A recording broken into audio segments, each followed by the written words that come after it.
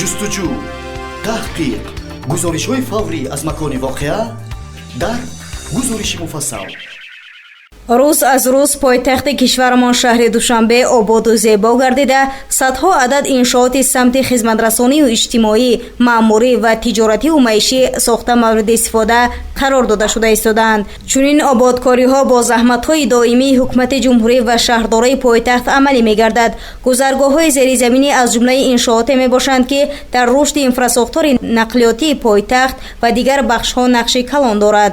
аммо чуноне ба назар мерасад, бештари гузаргоҳҳои зеризаминӣ ба таъмири ҷиддӣ ва ҳамчунин муносибати дурусти шаҳрвандон ниёз доранд. гузориши ҳамкорамон Зулайхо Сафарова мавзӯъро идома медиҳад. дар шаҳри душанбе бо мақсади танзими ҳаракати воситаҳои нақлиётӣ, гузаштани бехатари сокинон аз роҳҳои автомобилгард ва дар умум коҳиш додани садамаҳои нақлиёти эстакада ва гузаргоҳҳои зебою замонавӣ бунёд гардида истоданд. инчунин гузаргоҳе, ки аз замони шӯравӣ бунёд шудаву ниҳоят таъмирталаб буданд, аз нав таъмиру тармим гардиданд. ҳамарӯза тавассути онҳо садҳо нафар аз як канор ба канори дигари роҳу ҷодаҳо мегузаранд. масъалае, ки дар ин сам нигаронкунанда боқӣ мондааст, ин рафтори нодурусти баъзе аз наврасону ҷавонон мебошанд. дар бештари гузаргоҳҳо, ки сокинону меҳмонони пойтахт аз онҳо мегузаранд, навиштаҷоти гуногун аз ҷумла дашномҳои қабеҳ, суханҳои ноҷо, инчунин изҳори муҳаббати ба қавле ҷавонони беаслу насаб ба мушоҳида мерасад. магар ҳамин аст масъулияти шаҳрдориву меросбарии тамаддуни пурғановат. бо дидани чунин манзараҳо таби кас хира мегардад.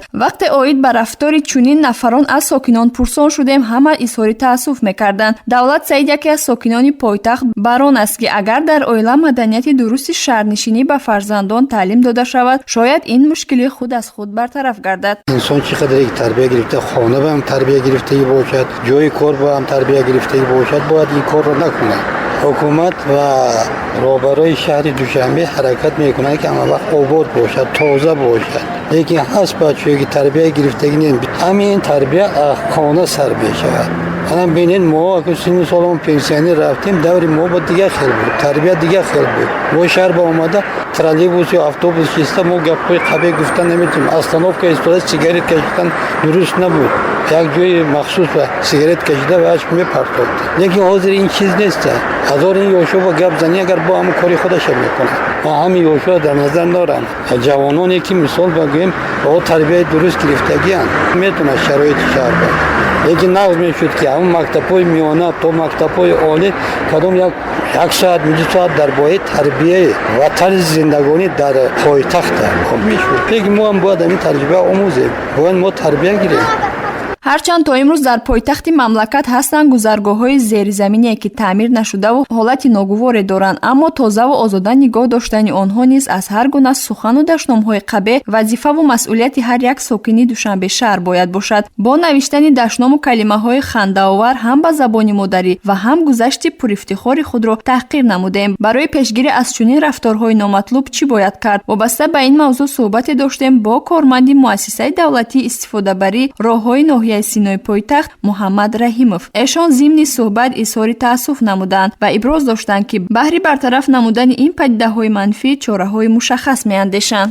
дар ноҳияи Сино се гузаргоҳҳои зеризаминӣ дар мо вобаста аст. якташ таъмир кардан ва дутаи дигараш таъмирталаб мебошад. гузаргоҳи зеризаминӣ назди автовокзал ва гузаргоҳи зеризаминӣ кӯли ҷавонон ниҳо таъмирталаб мебошад. мо ҳамарӯза ба тозагиш риоя мекунем. аз тарафи шаҳрвандон нависта мешавад. ин норасоиҳо мо рости гап ҳаматарафа ҳар рӯза дида мебароем. намедонам дар нисфи шаб мекунанд ё ки ҳар маротибае ки мо тоза мекунем баъди он бо саҳар мерем ки аллак бо навистаҷот ҳаст. камераҳо насб нашуда? камераҳо насб шудагану рости гап намешаванд.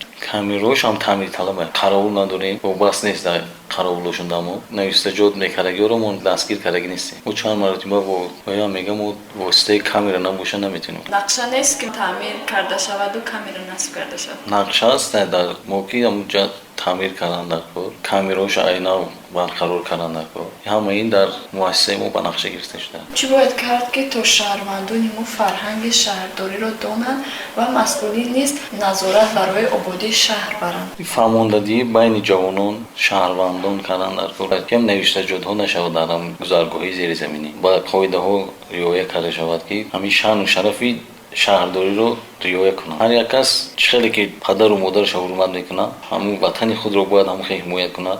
гунаҳгор як нафар яъне ки ҳама вақт кулли ҷавононро гунаҳгор мекунанд. як нафар бошад ҳами ҷавонои мо гунаҳгор карда метавонад. корманди мо 7 соат корӣ дорад, меравад таза мекунад, мерад дига ҳам шаҳрвандо хучон дар оҷа магазин доранд ва ё бояд нигоҳ кунанд. мо фармондадиҳӣ мекунем магазинчиёни мисол савдогарои қати кӯчанд ки мо ҳазорҳо маротиба муҳофизон кати рафта сур мекунем, мо ки ис мебинем бо ҳам медорон савдо мекунанд ва мо фақат тозагиро ба кардан гирифтем. рӯчин бояд савдогаро хучон нигоҳ кунанд гирду атрофи хучона. воқеан барои бартараф намудани ин мушкилӣ раёсатҳои истифодабарии роҳҳои автомобилгарди ноҳияҳои шаҳри Душанберо зарур аст ки камераҳои назоратиро дар гузаргоҳҳои зеризаминӣ фаъол ва нафарони вайронкунандаи қоидаҳои шаҳрнишиниро боздошту муҷозот намоянд. тавре ба мушоҳида расид, қисме аз камераҳои насбшуда дар гузаргоҳҳо ба таври доимӣ фаъол нестанд. имрӯз зарурат пеш омадааст ки чунин камераҳо ба таври доимӣ фаъол бошанд ва қоидаҳои шаҳрдорию шаҳрнишинӣ ба ин ё он тарз риоя гарданд.